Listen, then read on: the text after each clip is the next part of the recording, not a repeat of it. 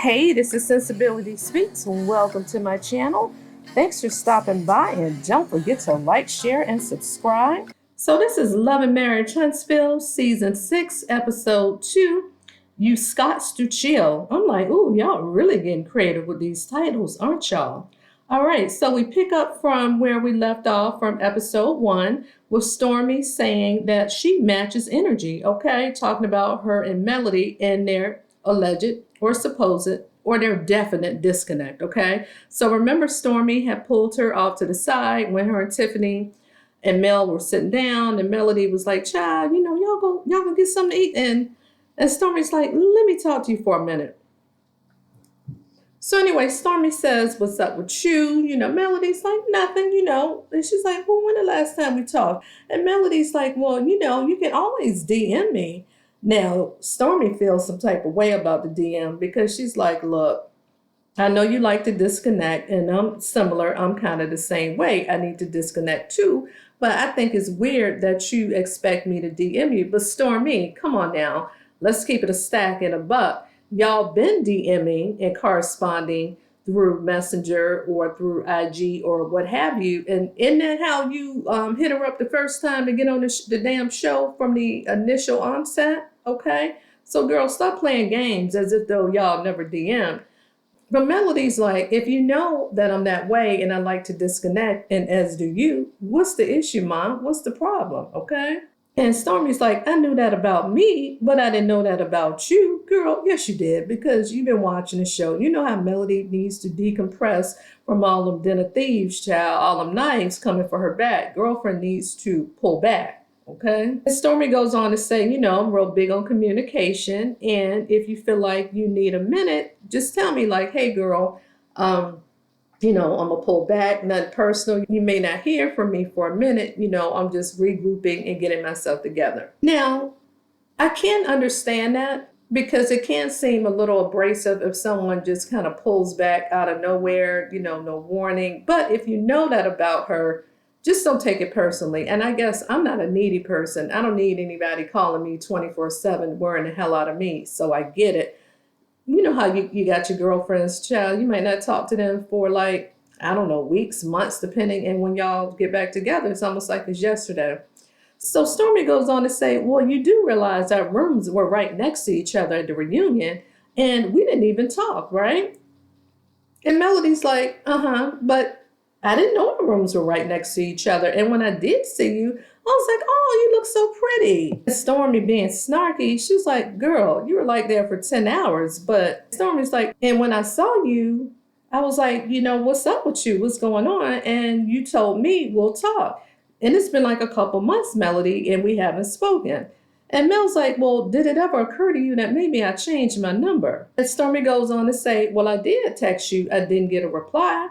Well, did it dawn on you once again that I changed my number? She was like, girl, you just could have hit me in the DM, as I said before. At this point, I'm just playing the violin because, Stormy, it ain't weird to you. You've been doing it. Girl, stop. You've been DMing that girl.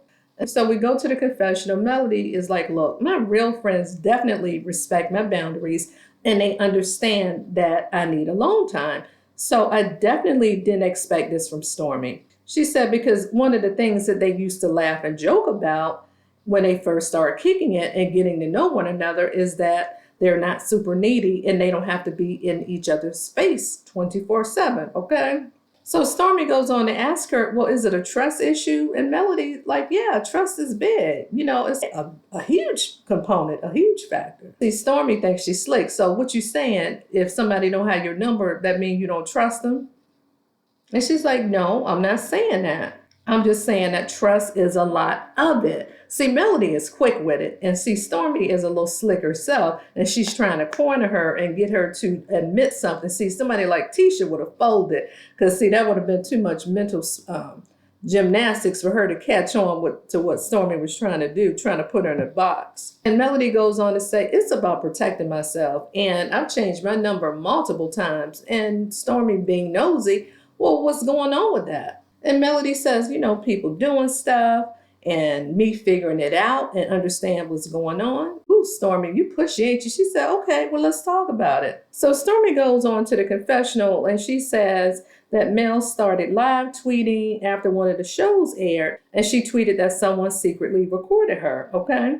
So they do a flashback and Melody says, look, I don't have any feelings pertaining to Martell. I just don't. And she was like, why would I? Because people sometimes feel like this is my first time seeing Martell with another woman without realizing that, hell, there were pictures out with him and another woman when they were married. And so Stormy goes on to say, and immediately she started getting notifications and people telling her, oh, Stormy secretly recorded Melody. She can't be trusted. She was in her house, et cetera, et cetera. And she just didn't understand how Mel would even think that she would secretly record her. And then she went on to say that Melody regurgitated this 1,000 times because it's true and she needed to get it out there, Stormy. And she goes to talk about how Melody went on a press tour and YouTube videos and interviews and things like that. And Stormy feels away because she said that people were calling her a snake and things like that. Well, you were moving funny and still are and is. All in all, Stormy didn't want anybody feeling that way about her, and she doesn't want to put that type of energy out there. Then, if that's the aura you're exuding and that's the energy you're putting out, hey, then change it. You need to clean up, Mom. So Melody goes on to tell Stormy, look, she says, when it comes to this game, I've been in it for a while now. People always running with stuff. And she tells Stormy, just don't let it get to you as much as you can. Just don't absorb the negativity. And just be like, at the end of the day, you know better, Stormy, that you have the facts. And Stormy's like, no, She said, I'm going to speak on that because I also know, like in life, if you don't shut people down where they try to meet you at, then they'll try to run with the narrative. And when they do try to run with it, whether it's true or not, the fact that it's been put out there, people are going to go with it. So Stormy feels like she's trying to quell it. Stormy, in a confessional, she says, I really have to better manage my expectation when it comes to friendship that they're developing her and Melody. And she thinks deep down people want us to have a problem. And she says, I'm just not going to give them that. So she says that her and Melody are good. And Melody says, okay, well, you ready to eat? All right, I'm ready to eat. Let's go. In other words, so we good. We Gucci? All right. So the scene cuts over to Kimmy, Tisha, and her cousin, and she's just as cute as a button. So she asks Kimmy, well, do you like being surrounded by people, or do you sometimes just want to be alone? And Kimmy says, well, I'd like to be alone even before there was a problem, meaning before, she got sick and everything. And she says, you know what I'm saying? She says, I don't have any issue being in my house whatsoever. However, at this juncture, then she gets cut off because in comes Kiki. She's like, hey, ladies. And everybody's like, hey, Kiki, how are you, child? And here comes old fake complaining Tisha. She speaks, hey, how are you? Everybody's exchanging pleasantries. I'm good. And Tisha's like, well, I didn't realize Kiki was going to be here. And I mean, we didn't leave things on a good note at the reunion, right? And so I just didn't think that she would be coming here. Like, girl, who are you to control who Kimmy invites to the party, even though Melody is organizing it? And I know she's not putting no Melody, but I'm sure production probably told Kimmy and by proxy, Melody, that everybody is going to be here. Okay, everybody going to film at this here thing. Tisha, what her complaining is. So Tisha's continuing to complain. She said, I didn't know you was coming on the show to be talking about me, and I had to hear from other people.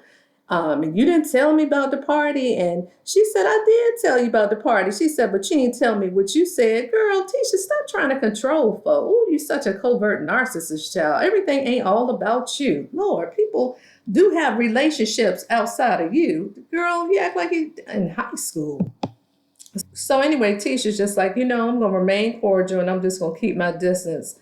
And that she's tired. Girl, we tired of you, okay? Woo, child. So now the scene cuts over to Martell and Kimmy. So they're sitting down. And so Martell asks her, well, how have you been? She's like, I'm tired. And Martell says, I can imagine. And I bet Maurice is complaining and he's giggling. That was a little awkward. He said with his big old self. I'm like, oh, Lord. They cut over to him swinging a golf club. They so shady.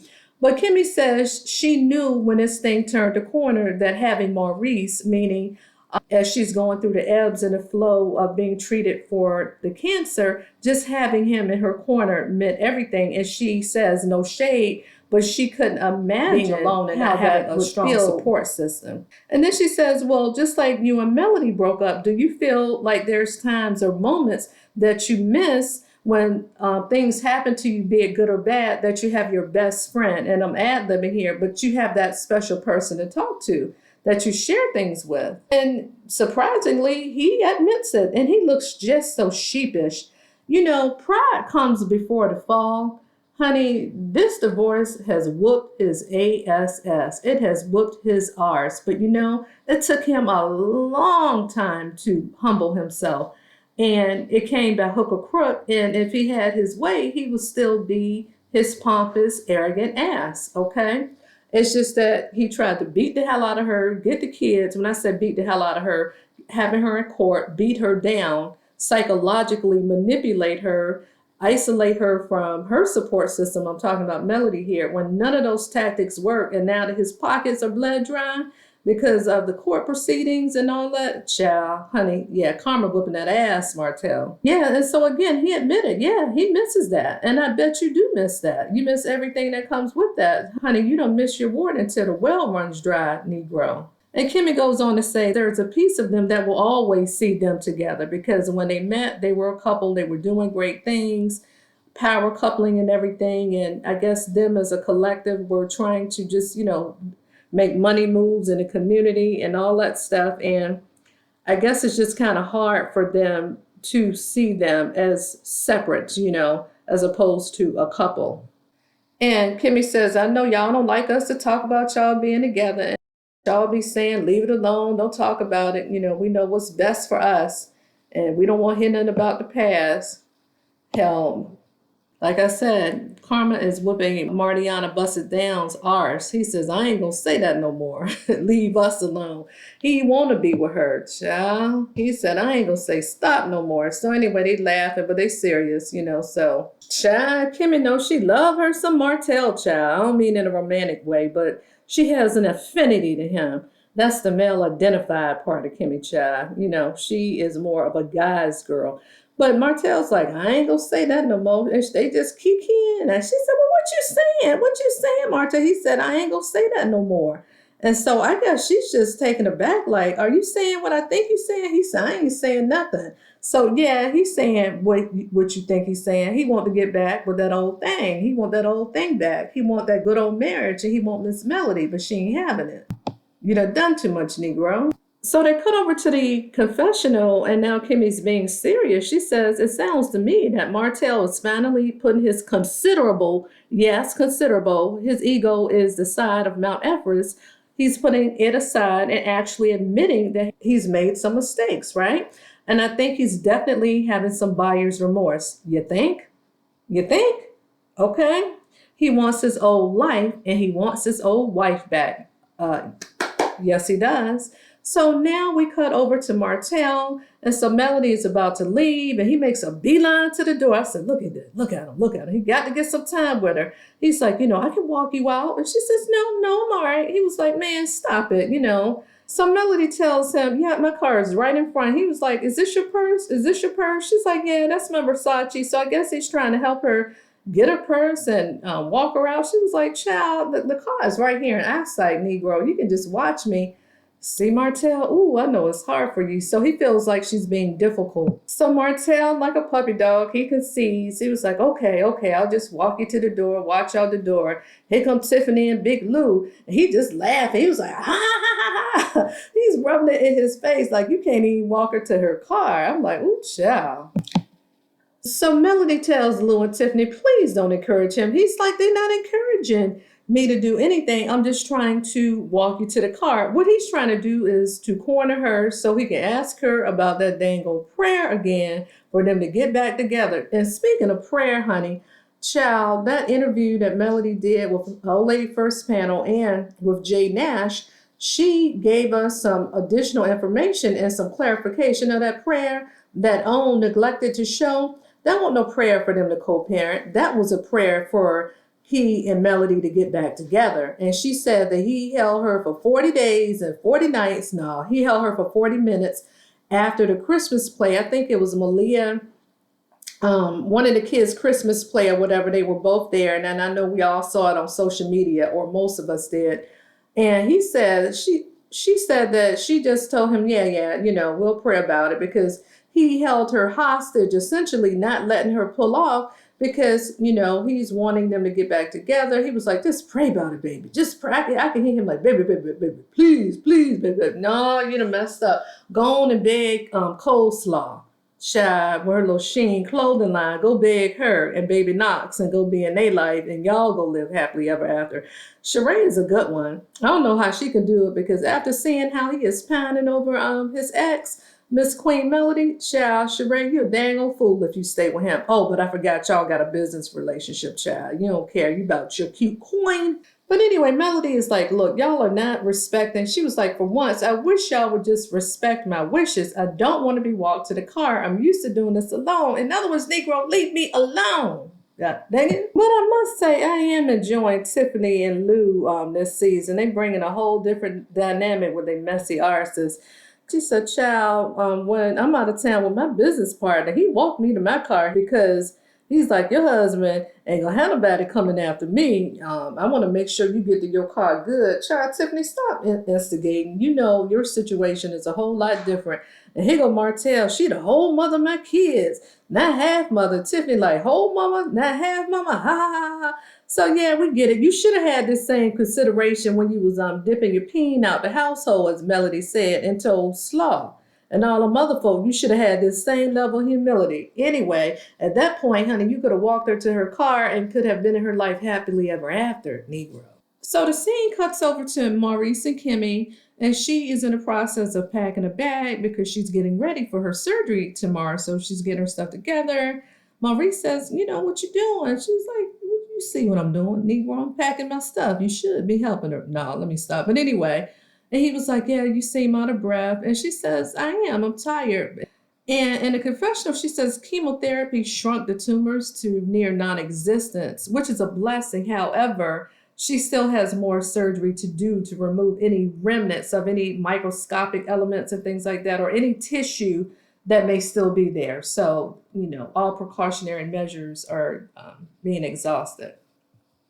And she's like, I got this, baby. I'm packing, because I guess he offers to help. I do like the fact that he is now being considerate, and he doesn't want her to overexert herself. You should have been thinking about that when you were treating her like old mammy and a mule, but I'm going to be nice. Ooh, Kimmy plays her role to a T, honey. She said, I just want to cook today and put some stuff in the refrigerator for you so that he'll have some stuff to eat while she's gone.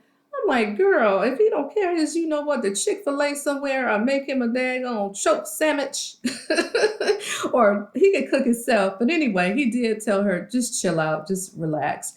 And, he tells her, you had a really big day yesterday. She's like, yeah, we did. Talking about the party, and they think it went really well, and it did. It was a good turnout. So Maurice goes on to say that, yes, he was anti-party. He's glad that Kimmy held up her end of the bargain. She didn't overexert herself. Melody did all of the heavy lifting, the planning, and all of that, which takes energy to put stuff together, It's easy to exert your energy. And so Maurice was pleasantly surprised that she just chilled. Kimmy says she's glad that they had the party. It was good for her spirits, and she needed that. And she wanted her friends to share in that celebratory moment. She just wanted to share with her friends the results that she's cancer-free, and she wanted them to feel that emotion as well. And Kimmy says, even Melody was like, well, you didn't tell me all this when you were at the house that she was cancer-free. And Kimmy knows how to keep a secret. She says she wanted everybody to know at the same time. So she wanted everyone to get that raw emotion. Speaking of Melody, Maurice says, I noticed that she wasn't really around you or around a lot of people yesterday. And Kimmy says, well, yeah, technically those people are her crew, talking about the Scott clan, her friends and her family and things like that. See, Melody knows how to play her position. It wasn't about her. She just helped plan the party. She wasn't trying to be the belle of the ball. She's just trying to help you out, Kimmy. See, Tisha could never do that. It has to be all about her. See, but y'all talk about Melody. Melody's a good person. But then Maurice goes on to say that he knows that Melody sometimes needs to recharge, and she does a lot of things by herself. Isn't that ironic? Child, like I said in my last review, child, Oprah, Carlos King, the network, or whoever, honey, they put the smack down on y'all because y'all acting like y'all got some sense. See, Maurice, you are all like, oh, don't be Team Melody. Oh, good on Marty Marr. Child, have the tables turned. So anyway, speaking of Melody, Kimmy says that she spoke to Martell and she was telling him how she felt. And she goes on to tell Martell that it's all about timing. And I guess God knew what he was doing by bringing Maurice into her life. Now, I want to say something, but I'm going to refrain from saying that because I'll just say it this way. Sometimes the people in your life can exacerbate situations. So say if things in you may have been lying dormant or may not have manifested or may not have occurred, but when you're under high stress levels, things can come about. And I'll just put it that way. Don't know, but I'm just saying you worked the hell out of her. Just saying. But anyway, and Kimmy goes on to say that she shared with Martell how thankful she is of Maurice of not having to go through this challenging time alone. And she's just happy that, you have that one person that you can call your ride or die and all that good stuff. And she told Maurice, and he was like, yeah, I miss it too. And he was talking like he misses Melody, like for real. He does, for real, for real, for real. Ooh, child. And here go Maurice. He was like, Martell need to make up his mind. A double-minded man is unstable in all his ways. And right now, he's double-minded. I gotta agree with Maurice. I have to agree. Yeah. A double-minded man. Yeah, because what you do in one thing, you do in all things. Catch, okay? And then Kimmy says, even if Martell truly moves on, I just think it's going to be a part of him that's always going to miss Melody. And he wishes things would have worked out. And I think he's having buyer's remorse and he's regretting those mistakes that he made. You think? Ooh, I am so glad these people are finally coming clean this season. And so Maurice goes on to say, I think anytime that you're the person that created a lot of the mistakes in your life, then you will have regret behind the mistakes that you made. Kimmy's like, yeah. Oh, absolutely. And Maurice says, as a matter of fact, some of the interactions that he's seen, he's like, man, listen, a woman's scorned, bro. It's time to move on. Because, in other words, he knows that Martell has taken that lady through the ringer and he's done the most. And so when y'all used to try to gaslight the hell out of Melody because y'all still wanted her business connections and y'all still wanted a part of that, was it 47, 48 acres and a mule and all that stuff, everything that came with that. Y'all had a hidden agenda when y'all wanted them to remain together. Yeah, so you treated Martell like a patsy and it was almost like y'all were exploiting him and you were getting kickbacks by dealing with Martell. But anyway, I'm glad Maurice is coming clean now. And he says he believes Martell really needs to sort out his feelings for Melody because you can see one day he loves her, the next day he hates her. So he was like, he got to get it figured out, And Kimmy says it's easier said than done. And that's true. Honey, yeah, I think reality has hit that brother hard. Pride comes before the fall, brother. Karma kicking that ass. Ooh, child. Then Maurice, he went on to say, yeah, I saw him trying to walk her outside, trying to walk her to her car and all that stuff. And then he came back in with a sad face and just moping. And Kimmy, she loves her some Martell. She's like, oh, did he? She was like, well, did you talk to him? He said, yeah, I joked him. She said, that's not nice. Ooh, child. Anyway, I just want to say when Melody was going through, some of y'all ain't had that compassion for her, but more so for Martell, but he the one that put her through it. But now poor Martell, no, he's just reaping what he sowed. That's what old Marty Marr is doing. And so anyway, yeah, he said he joked him, which is kind of cruel. He said, I told him it's cold out there, brother, 2 times. You know what that reminds me of? When that old nasty ass slaw told Melody she was double sick that time, I guess when she had gotten a panorama or whatever like that, and was saying that she was sick because Martell came back and was being with her child. Melody could give a rat's iris about any of you. But anyway, I just thought that was an interesting play on words that he's cold 2 times. So the scene cuts over to the Fletchers, Chris and Nell Fletcher.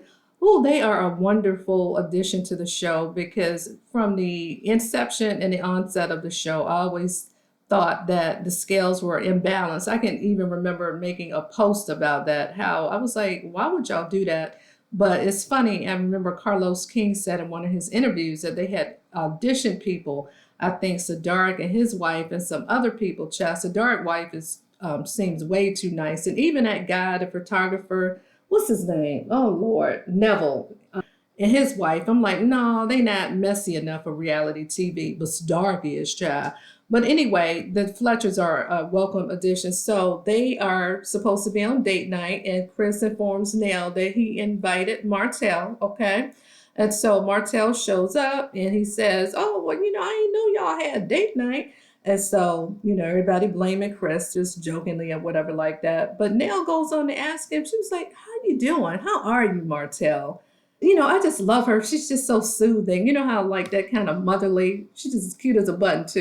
And Martell responds, I'm here. I'm dealing. He's in a confessional. He says, I've known Chris and Nell for many years, and they've always been a great source of counsel. And they've seen Mel and I at our best and our worst. And this is the other person I'm talking about. Woo, child. Then they cut over to that scene when that Martell was being an arrogant son of a bee. He was like, and this other person that I'm talking to, she satisfying me. And then when Melody hurled that glass and woo, she almost connected, child. You could see the scaredness in his eyes. But anyway, yeah, see, and this is why you're being sheepish now, because you're arrogant as a son of a beat-in.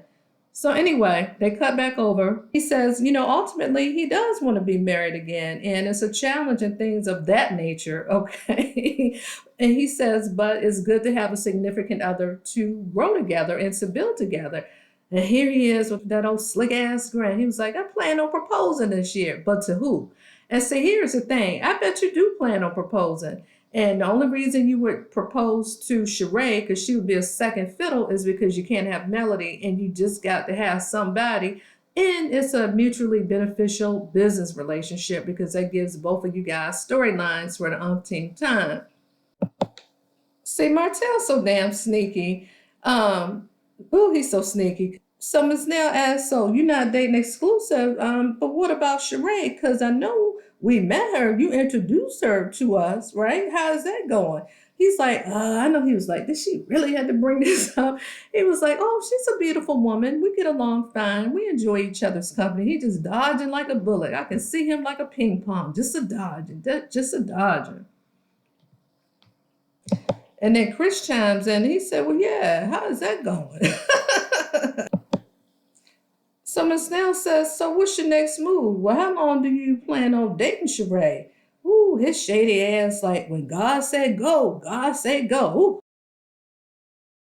Ha ha ha. They like, oh no, you didn't. They said, wait a minute, that's Mel's thing. And they cut over to a clip of Melody. So they cut over to Melody and she has her God say go room because she has a whole lot of merchandise in the summer collection. Ooh, child, he is such a clown. He says, well, if God could tell Melody when to go, he could definitely tell me when I can get married again. See, that's why you ain't with her now, because you're an asshole. And so Chris says, well, how's that going, you and Melody? How are things between the two of you? He says, it's a challenge. We don't talk a lot. I had a kiss for 7 days, and then she has a kiss for 7 days. And when I have them, she doesn't call because she respects your time, Negro, unlike you disrespecting her time. So Ms. Nell says, well, y'all got 4 kids. It has to be some form of communication. He's like, no, we don't communicate at all, which isn't good.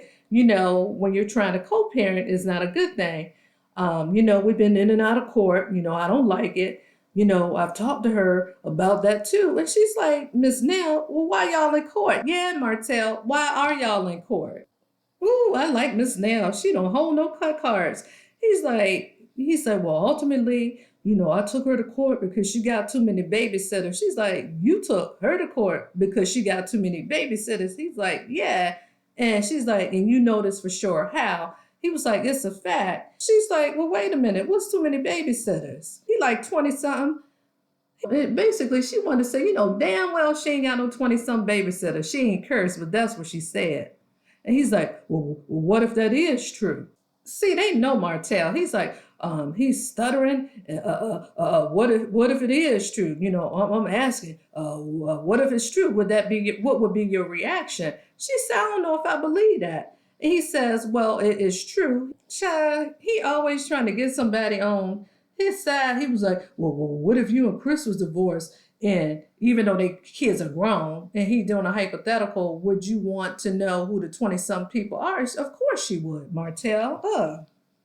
And so here he go whining, talking about how he got really bothered when her brother, okay, so he's upset that Melody was out of town doing business because she got to make money for the kids, Negro, since she ain't paying child support, that Marcus, her brother, and I don't know if the husband was with him or not, but basically they kept the kids and he felt like Melody should have given him first right of refusal and told him, no, Negro, she respects your 7 days. When you had the kids, you need to respect her 7 days, okay? Instead of grilling the damn kids wanting to know who watching them, okay? And then Martell goes on to say that it doesn't make any sense that they will watch the kids, the brother, when he's right in town, and says that he and Melody can hire 2 people full time to come and do things or whatever. So if he's busy doing whatever, God knows what, maybe tricking off on some bras or whatever, he needs somebody to keep the kids while Melody is actually trying to generate income and is. He feel like the kids don't need that instability or whatever.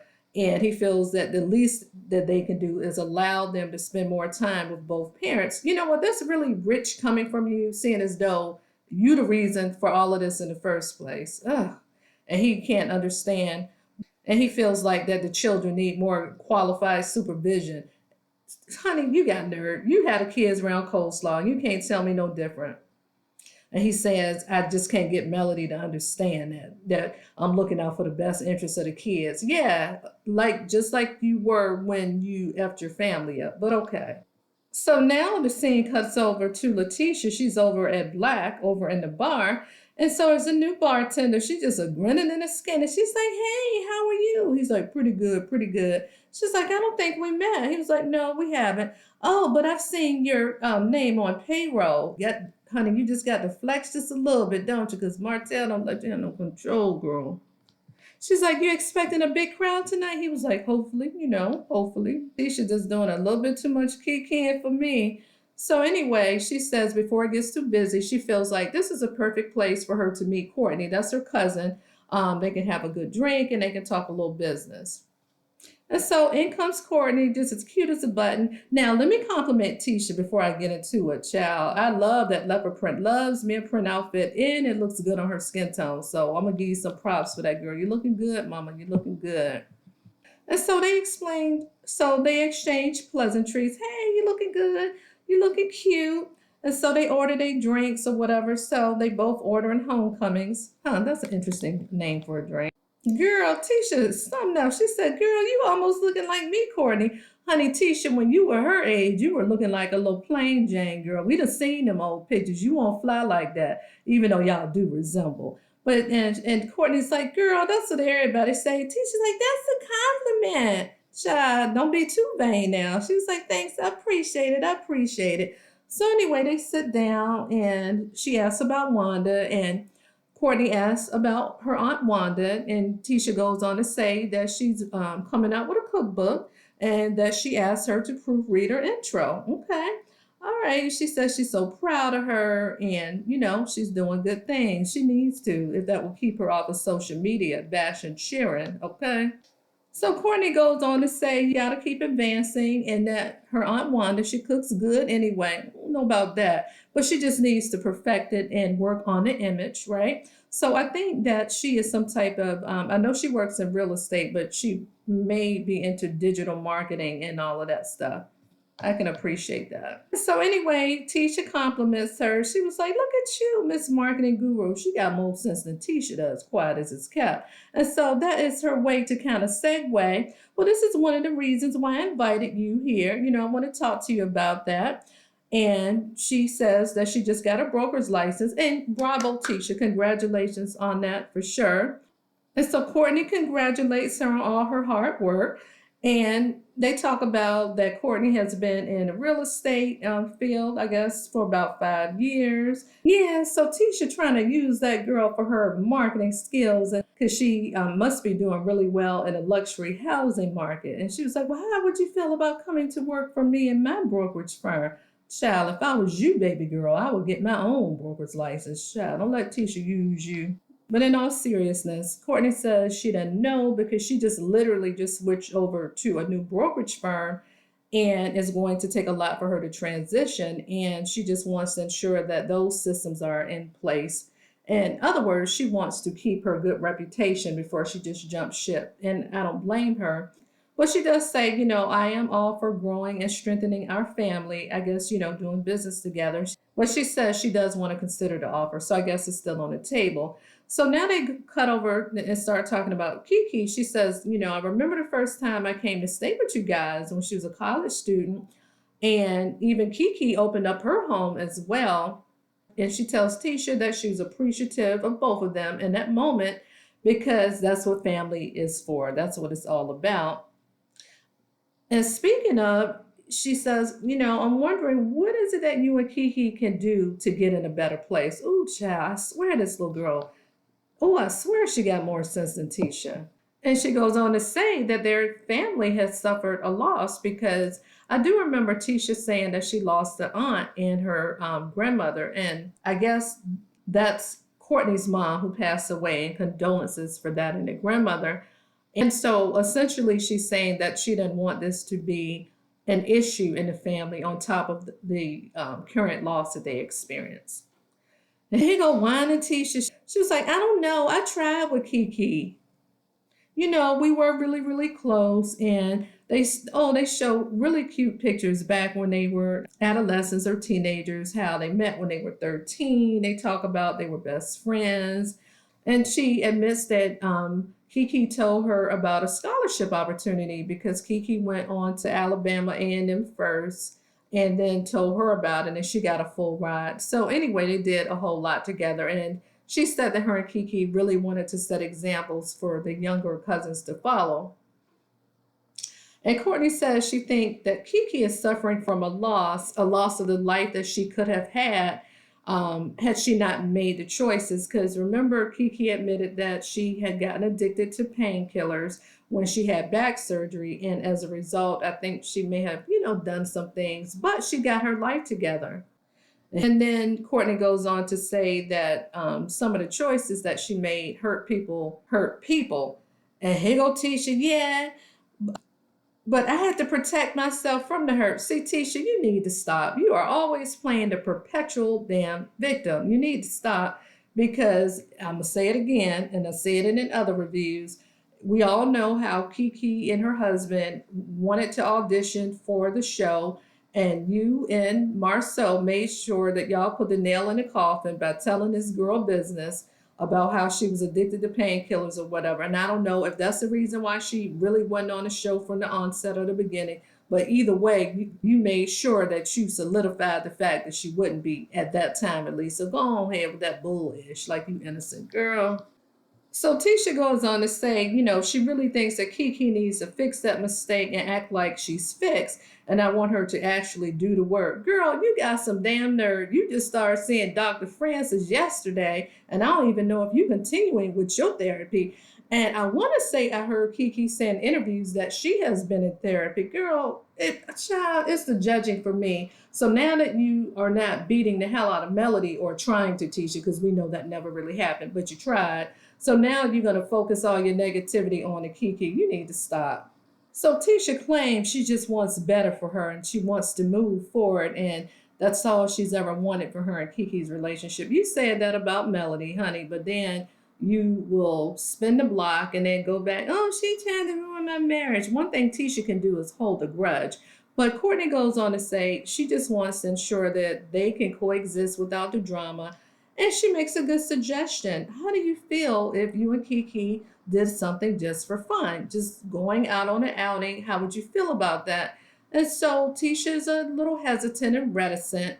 Him and Han. And she ultimately agrees to it. And then Tisha with her slick eyes. Well, since I agreed to your suggestion, then you need to come work for my firm. Girl, don't do it. Don't do it. Oh, that's right, because allegedly y'all being sued. Girl, don't come work for them. You better keep your coin over where you at and get your own broker's license, or continue being a real estate under somebody who's more established. Did I say that out loud? Yes, I did.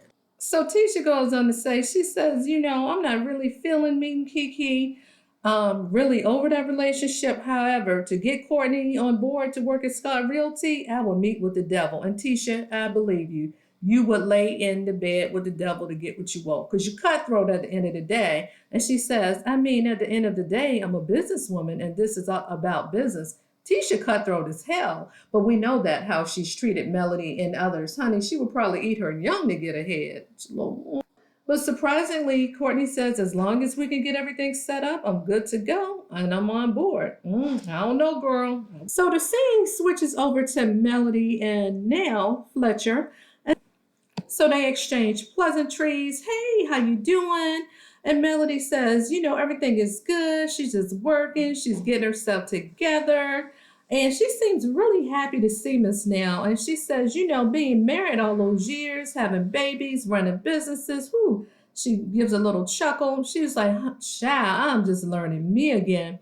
She says, but I can tell that you are taking good care of yourself, because she compliments Miss Nell, tells her she looks fabulous, and she does. And so they both say life is good. They laugh, and she asks Miss Nell, well, how's the daycare going? She said it's going good, but I think she may have taken a hit.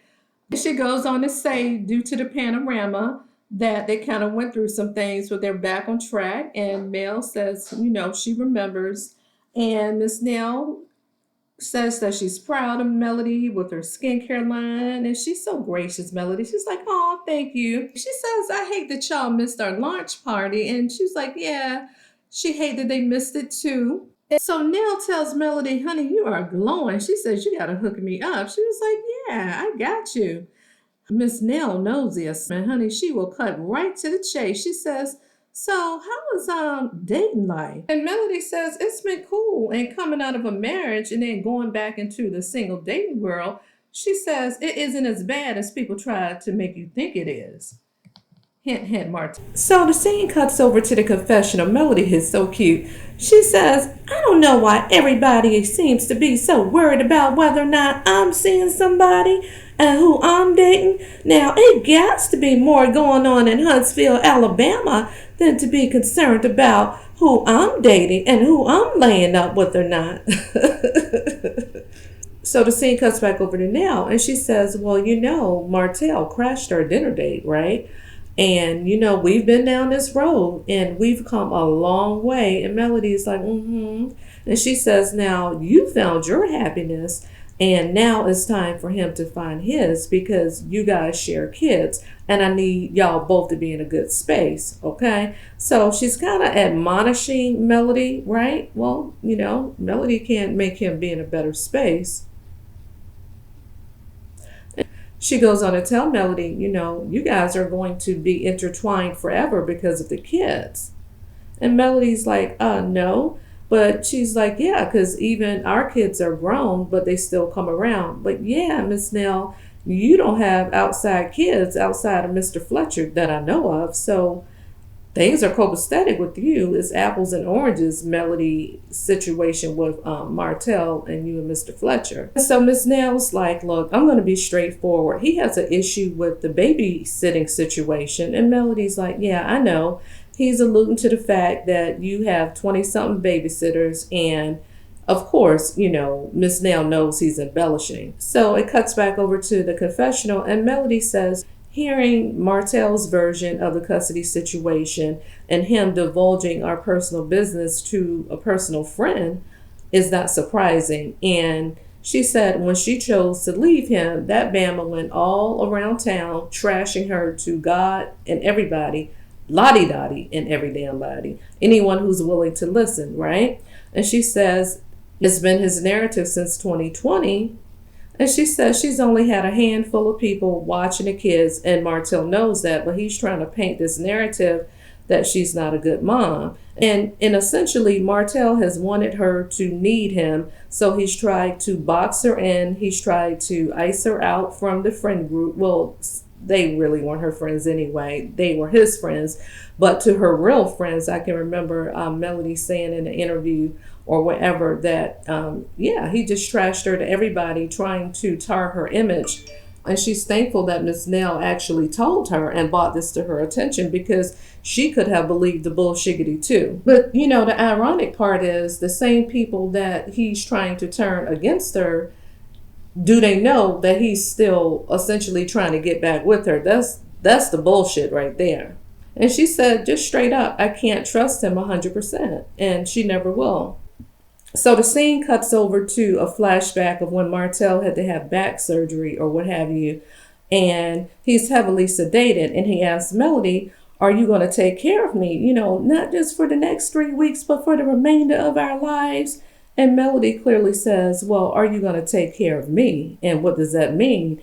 He says that he's not going to have communication with other women, yada, yada, yada. The lie detector determined that you are guilty as charged, and that is a lie as well. So we come back over to Melody talking to Miss Nell, and she says, I don't know why anyone would trust a word coming from Martell at this point, and it should be no surprise that he's lying about her, and he's been lying about her since she left his ass, and he just can't stomach the fact that she's gone, right? And so Miss Nell asks, well, can you guys reach a common ground to where maybe you can get like 3 babysitters that you and him conjointly can approve of together? Melody's like, look, we've been there, we've done that, and nobody wants to deal with Martell, okay? So he can't get along with anybody because he's probably trying to bribe the babysitters to divulge information about Melody, and they probably can see right through him. And any licensed or certified au pair is not going to risk their business of babysitting and all that just to appease his insecure ass. That's not going to happen. See, So Miss Nell says, well, is he actually pushing them away? And again, Melody says, don't nobody want to deal with him. And she says, I just think that he's in a terrible place, and everything is happening because he can't control the narrative. He can't control her. He's no longer in the house. They live separately. They've been apart for 3, divorced for 2, and he just can't handle the fact that he can't control her. And Melody says, you ain't finna mess up my peace. You know what I'm saying? And she was like, because if he had his way, he would be calling her 50-11 times a day, sending her 50-11 text messages, almost like an out of control, I don't want to call him a stalker, but I'm going to call him a stalker, right? And she says no. And of course he didn't have her phone number. She was like, The only time she deals with him is when I guess they have to discuss mutual things with the kids. I guess if it's something like pressing or important. Other than that, she don't talk to that Bama. And then Melody goes on to get really tearful and really emotional. She says she never thought that she would see the day that she would be married and put in a position to where she can't see her kids every day. Okay? And so it's just so upsetting to see that. And she says that she thinks that people miss that point. But those male identified pick-me's out there. Oh, he's a good man just because he got them show up or whatever. He take them to get a Happy Meal. He's a good daddy. Honey, he got them all sleeping in one room on damn bunk beds on the floor and everything, and got knocks walking all over top their head. We've seen the videos, Martell. Child, he ain't no good damn daddy. He ain't even got separate rooms for the kids. And she continues to be emotional and says that he put this narrative out that he cares more about the kids than she does. And the sad part about it is that most people actually believe him. Again, those male-identified pick-me's, okay? And just to reiterate, she's glad that Miss Nell reached out to her because there's no telling what she would have believed had she not been able to clarify. And she goes on to tell Miss Nell there are certain measures that she has had to put in place just to protect her privacy and her peace, And she goes on to tell Miss Nell, look, let me keep it a buck. I've had to change my number about 5 times since I left him, and for good reason. Melody says, look, I wish I had the type of ex to where we can do things conjointly with the kids, maybe go to lunch, have dinner or something like that, just so they could be in the presence of both of us. She says, but no, and we've done that before, but she says, we can't do that no more. because there's no trust. No trust. And you give a Negro like him an inch, he'll take a yard, a mile, shit. He'll take a damn whole highway, okay? So I think Miss Nell gets the gist, okay? She gets the gist. But the way she was grilling the hell out of Martell when him and Chris were at dinner meeting up or whatever, when he crashed her thing, she was like, come on, Martell, you know damn well they ain't got 11 babysitters, or she ain't got no 20-something babysitters. You know she don't cuss, but I got to zhuzh it up a little bit, y'all. But yeah. And so now the scene cuts over to Tisha, honey. She's about to meet Kiki. So before Kiki comes in, she's talking to the coach, and she's, doing her thing, and the coach tells her that kickboxing is a full body workout, and she's proceeding to do some kicks and things like that. And so Kiki comes in and get a few rounds in, and again, honey, that looks fun. It looks like a stress reliever, child. It really does. And Tisha fakely tells her, I'm so glad that you joined me. And she says, me too. She had a frantic morning. She's glad that she got there. And so now we get to the good part. We're cutting to the chase. She said, I wanted to invite you here today. I want to figure out how you and I can move forward. And she lets her know that she had a conversation with her younger cousin, Courtney, and how Courtney expressed that when she moved here to Huntsville, that she loved the fact that both of them opened up their home to her when she was in college. So Kiki goes on to say that she feels that it's unfair that they're putting their families into the situation. I guess it's kind of driving a wedge. And then Tisha responds by saying their daughters are about the same age and how they were real close as young teenagers and adolescents, how they're kind of starting to miss some of that because they used to spend holidays and things like that together, but they aren't like they were because of the relationship. And Tisha says, my heart is like, I love you and I want a relationship with you, but my mind is like, don't be a fool, Did a flashback to the reunion. She feels like Melody was using Kiki as a puppet. Girl, child, please, honey, your husband uses you as a puppet and your mammy uses you as a puppet too. Girl, stop. So they cut over to the scene from Melody's pajama party, I think a year or two ago or whatever. And she says, well, you're her cousin. You've been around her. Is it anything to the rumors, right? And Kiki, you know how she be double talking a little bit. She says, and Kiki says, well, things have come to Tisha to where she had to look at her marriage, right? And then it cut over to a scene where Tisha whining, well, have you ever witnessed, oh my gosh, have you ever witnessed Marceau cheating? So Tisha pretty much tells her, look, I know how you play on words. That's because she's intelligent, Tisha. And you say things without actually saying them. I guess, those of us who are critical thinkers and can deduce the premise of a thing, of what she's trying to say, we get it. But basically, she's saying that you're leaving it up for assumption and for people to assume that Marceau cheated. He did cheat. He cheated. Everybody, God and everybody knows he cheated. And she doesn't like the fact that Kiki didn't lie for her and just, because see, Tisha feels like in order to have her back, you need to just be a liar, concede to everything, to every whim and every silly bullshit thing that she wants you to do in order to make her look good, right, wrong, good, bad, or ugly. So, honey, the bomb continues to drop, child. And so anyway, Kiki continues to unload the clip. She says, look, I feel the exact same way that you do. So how is it that you can say XYZ about me? She's alluding to the fact of when Marceau and Tisha told the former Holtz about her issue with the pills or whatever like that. Okay, and so Tisha's upset because she's like, I don't think I'm getting through to Kiki because she keeps playing this both sides are wrong game because you were wrong. She can't admit to, I guess, whatever it is that she did, but Tisha, you take no accountability. You take zero. And she says that they've been going through this for the past 10 years and that Kiki won't take ownership. Tisha, what the fuck do you own? When do you ever own anything? You're always whining and finger pointing. Oh, I just hate people who play the victim all the time. And so she continues whining.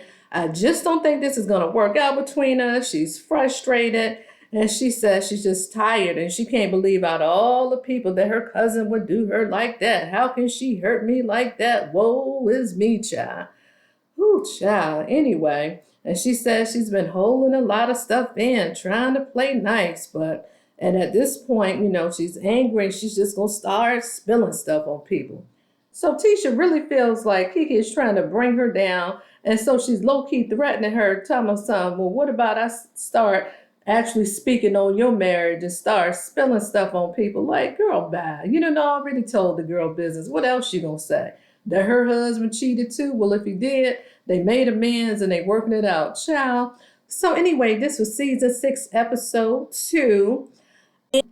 This is Sensibility Speaks. Thanks for stopping by. Don't forget to like, share, and subscribe. And honey, we will meet same bat time, same bat channel next week as we do episode 3's recap. Bye-bye.